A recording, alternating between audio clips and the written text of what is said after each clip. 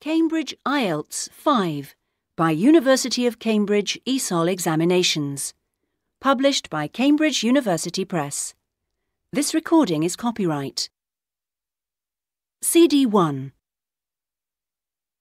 Test 1. You will hear a number of different recordings and you'll have to answer questions on what you hear. There will be time for you to read the instructions and questions, and you'll have a chance to check your work. All the recordings will be played once only. The test is in 4 sections. At the end of the test, you will be given 10 minutes to transfer your answers to an answer sheet. Now turn to Section 1. Section 1. You will hear a telephone conversation between a travel consultant and a customer. First, you have some time to look at questions 1 to 4.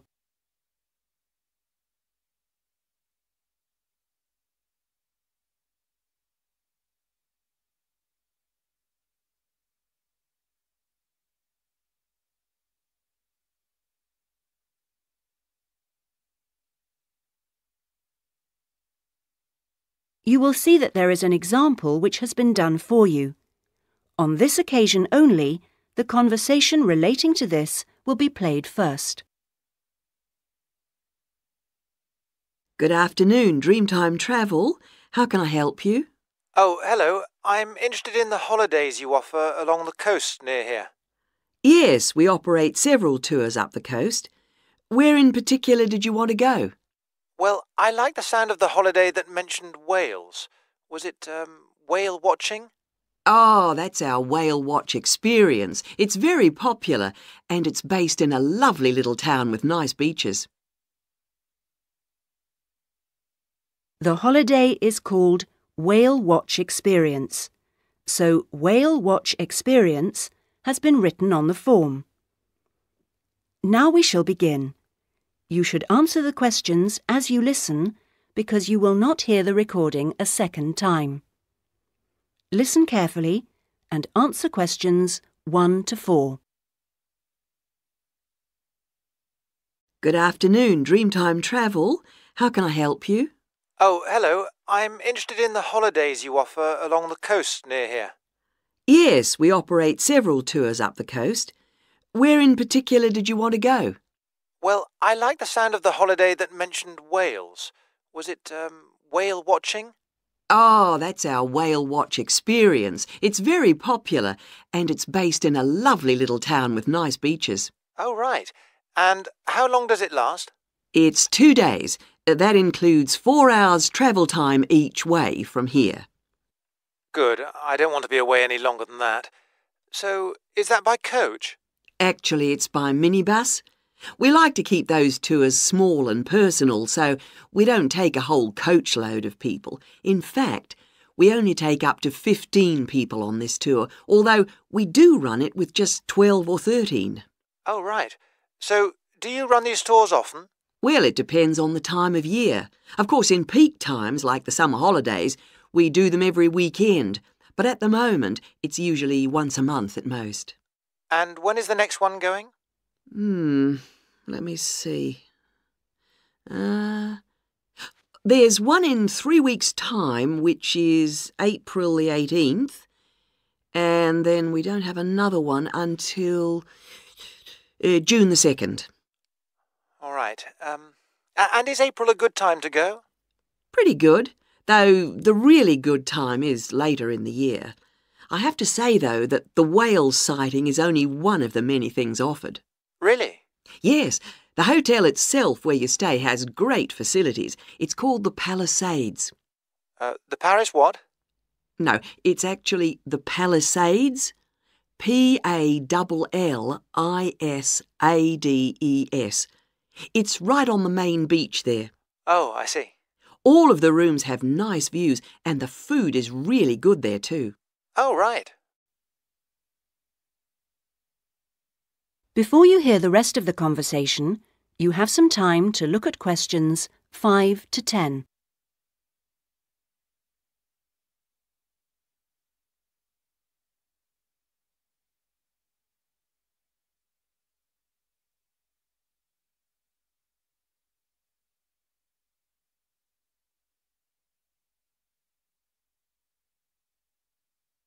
Now listen and answer questions 5 to 10.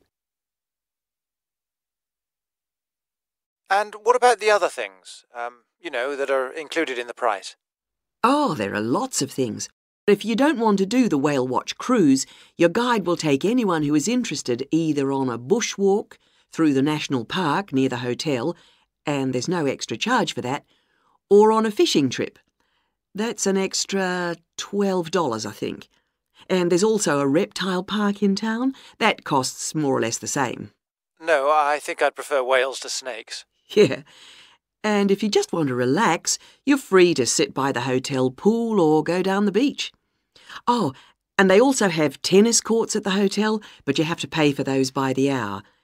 But there are table tennis tables downstairs, and they're part of the accommodation package. Just speak to your guide. Well, that sounds good. So how much is the basic tour price? At this time of year, it's usually around $300, but let me check. It's actually $280. And the next tour, are there any places on that one? How many people is it for? There are 2 of us. Yes, that should be fine. Can I just mention that we require all bookings to be made at least 14 days before you travel to avoid cancellations of tours? And if you cancel within 7 days of departure, you will have to pay 50% of your total booking. OK. And you also need to pay a 20% deposit at the time of booking. Can I pay that by credit card? Yes, you can. All right, what I'll do is I'll talk to my partner and get back to you. Fine. So I'll make a provisional booking, shall I? 2 for the whale watch experience. Let me issue you with a customer reference number for when you call back. Do you have a pen? Yes. OK. It's 39745T. That's T for Tango. When you call back, ask to speak to the tour manager. That's me, Tracy. Fine, I will. That is the end of section 1. You now have half a minute to check your answers.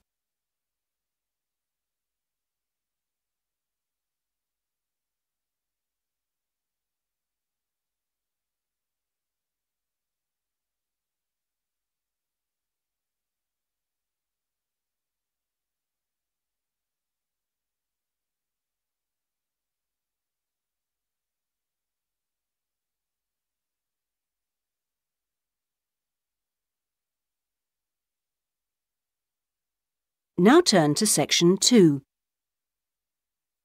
Section 2. You will hear a radio programme giving parents advice about buying cots for their babies to sleep in. First, you have some time to look at questions 11 to 17.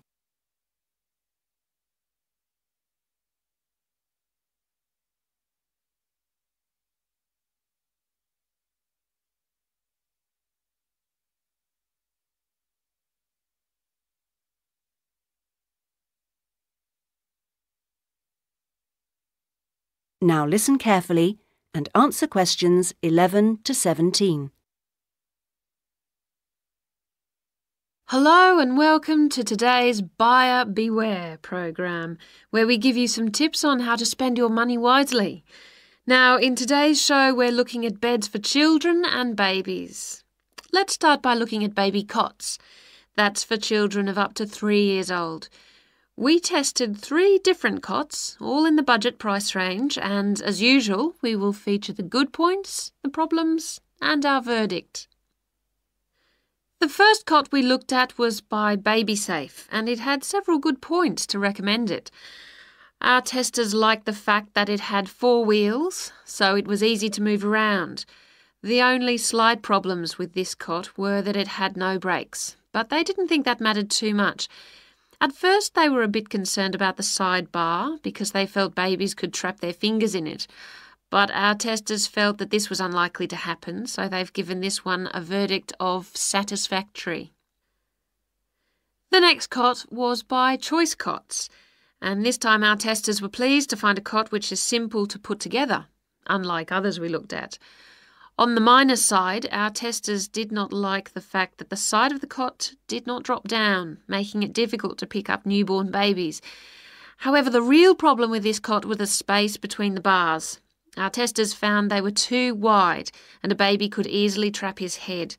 We felt this was a real safety hazard, and so we've labelled this one dangerous, I'm afraid. Before you hear the rest of the programme, you have some time to look at questions 18 to 20.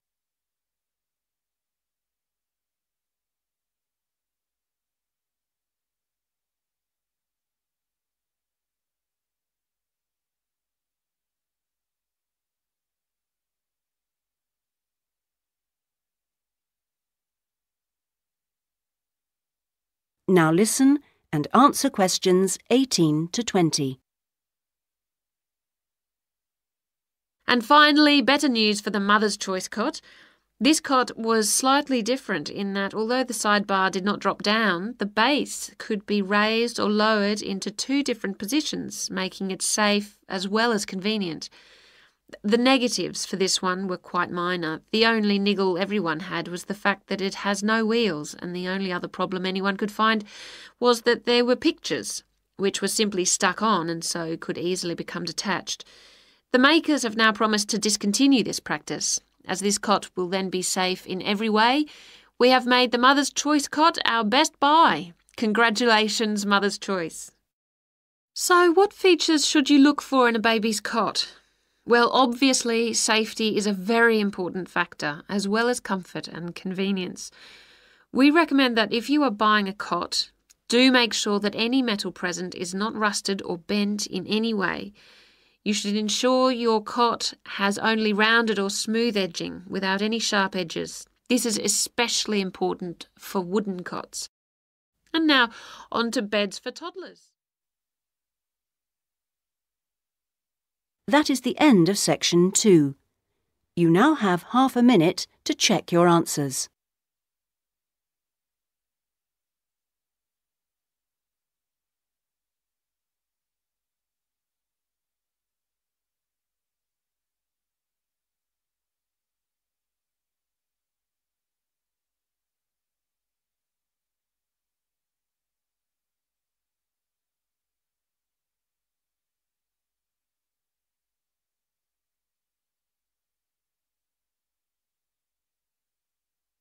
Now turn to section 3.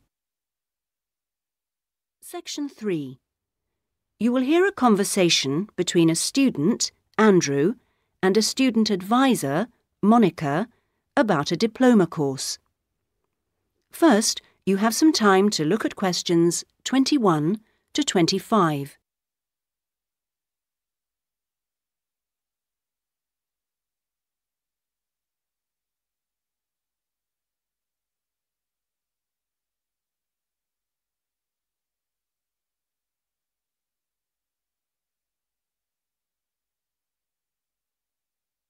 Now listen carefully and answer questions 21 to 25. Excuse me, I was told to come here for advice about management diploma courses. You've certainly come to the right place. Hi, my name is Monica. Nice to meet you. My name is Andrew Harris. So, Andrew, have you seen our diploma course prospectus yet? Yes, I've already looked at it. In fact, I thought the information on course content was really useful. But I'm afraid I'm a bit confused by all the different ways you can do the course. Full-time intensive, part-time, and so on. Mm-hmm. Well, let's see if I can help. I think each course type has its advantages and disadvantages, so it really depends on you, your own study habits, and your financial circumstances, of course. Are you working at the moment? Yes, I've been working in the administration section of the local hospital for the last 3 years. Mm-hmm. And before that, I worked in the office of a computer engineering company for 2 years. So I've got about 5 years of relevant work experience. Mm-hmm. And what I'm hoping to focus on is personnel management. I see. And are you planning to leave your current job to study, or are you thinking about just taking a year off? I want to know what my options are, really. I don't want to quit my job or anything, and my employers are keen for me to get some more qualifications, but obviously it would be better if I could do a course without taking too much time away from work. Right. So you don't really want to do the full-time course, then? No, not really. It's also a question of finances. You see, my office have agreed to pay the cost of the course itself, but I would have to take unpaid leave if I want to study full-time, and well, I don't think I could afford to support myself with no salary for a whole year. OK. Well, you have two other possibilities. You could either do the part-time course, that would be over 2 years, and you wouldn't have to take any time off work, or you could do what we call a modular course. You could do that in 18 months if you wanted, or longer. It's quite flexible, and it would be up to you. So what does the part-time course involve? For that, you would join an evening class and have a lecture twice a week. Then you'd have to attend a seminar or discussion workshop 1 weekend a month. What kind of coursework would I have to do? Well, it's a mixture. You'd be expected to write an essay each month, which counts towards your final assessment. You have a case study to do by the end of the course, which might involve doing a survey or something like that. And also you need to hand in a short report every 4 weeks. So that's quite a lot of work then, on top of working every day. It sounds like a lot of studying, and really tiring. Yeah, you certainly wouldn't have much free time. Before you hear the rest of the conversation, you have some time to look at questions 26 to 30.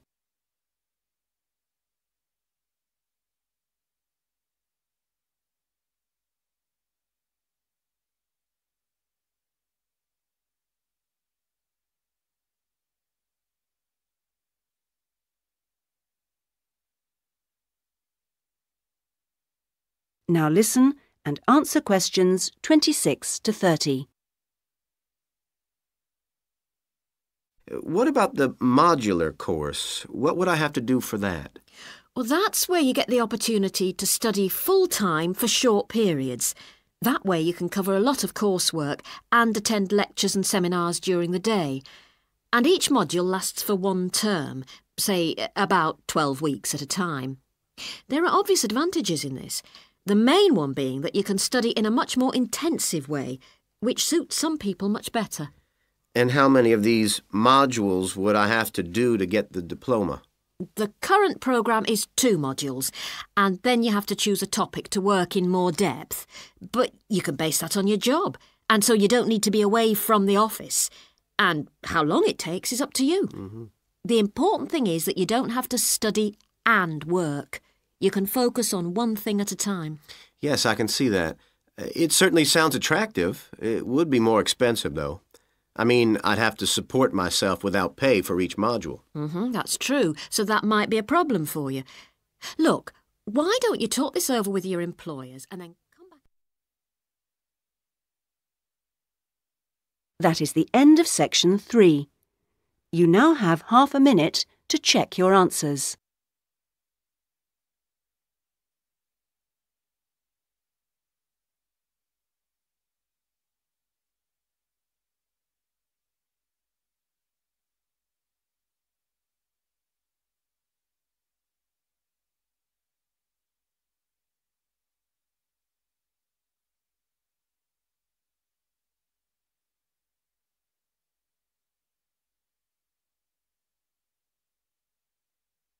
Now turn to section 4. Section 4. You will hear part of a lecture given by an economist about North American women's attitude to money and saving. First, you have some time to look at questions 31 to 40.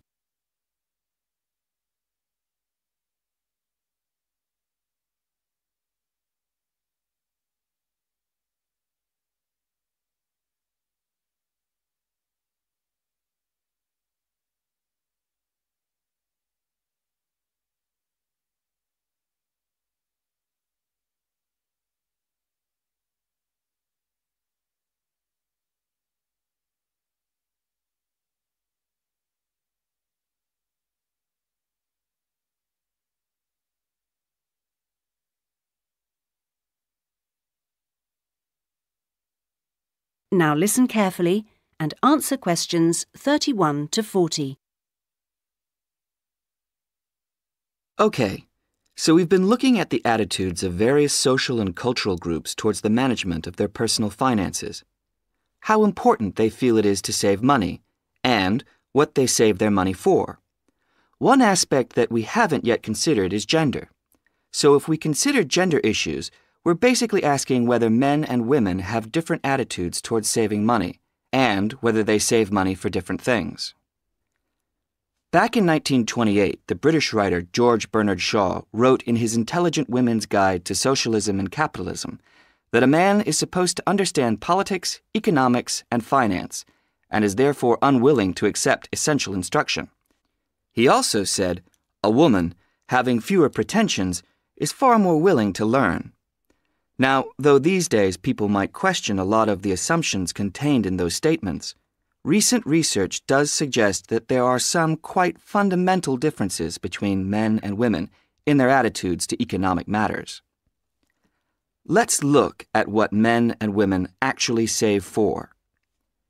Research studies of women in North America have found that women are far more likely to save for their children's education, and they are also more likely to save up in order to buy a house one day. The same studies have found that men, on the other hand, tend to save for a car, which, by the way, takes a surprisingly large amount of the household budget in North America. But the other main priority for men when saving money is their retirement. When they're earning, they're far more likely to put money aside for their old age than women are. Now, this is rather disturbing, because, in fact, the need for women to save for their old age is far greater than for men. Let's consider this for a moment. To start with, it is a fact that throughout the world, women are likely to live many years longer than men, so they need money to support them during this time.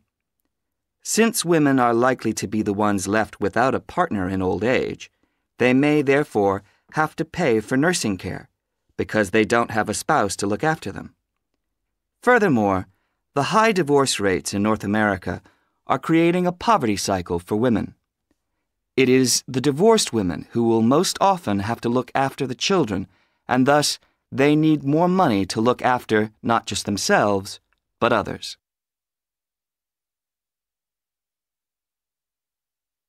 So what can be done about this situation?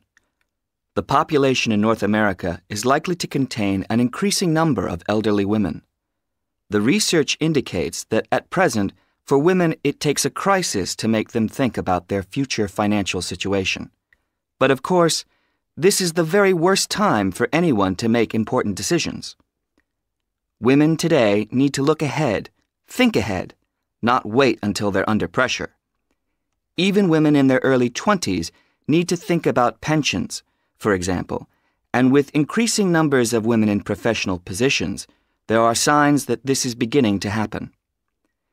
Then research also suggests that women avoid dealing effectively with their economic situation because of a lack of confidence. The best way for them to overcome this is by getting themselves properly informed so they are less dependent on other people's advice.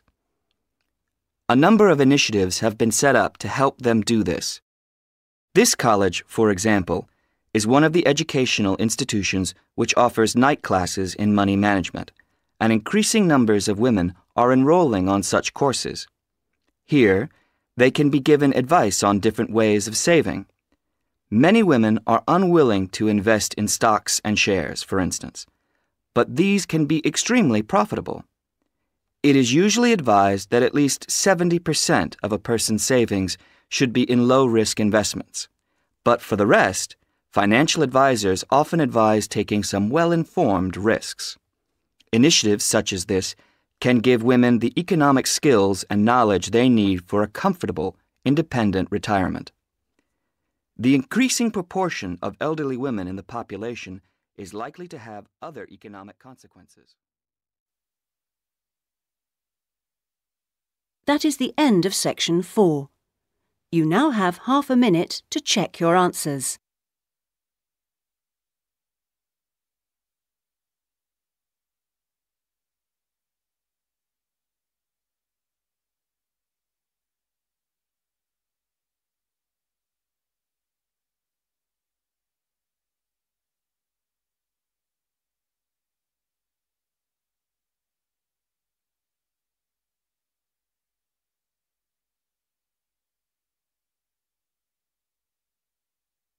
That is the end of the listening test.